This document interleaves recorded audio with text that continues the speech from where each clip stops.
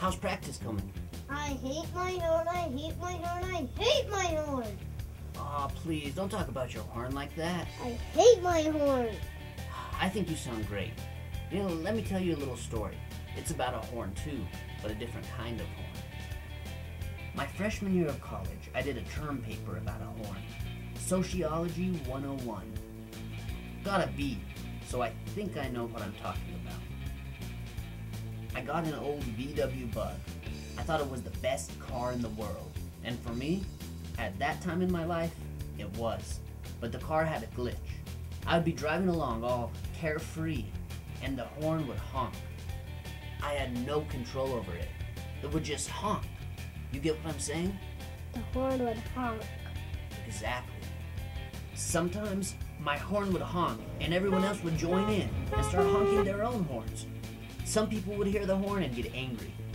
Others would hear it and be so happy. There was one lady who I drove by every day on my way to work. Some days she would smile and wave. Some days she hated me. It was the same woman. When my horn honked, I witnessed hope, fear, disdain, and that was my own grandmother. Guilt, indifference, and yes, even love.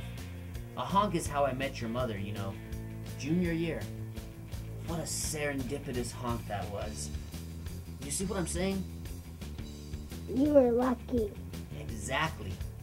People put their own meaning into the honk, based on what they want, what they need. That was my thesis. That's my point.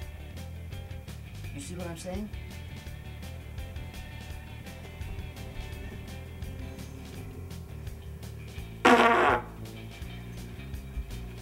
Exactly.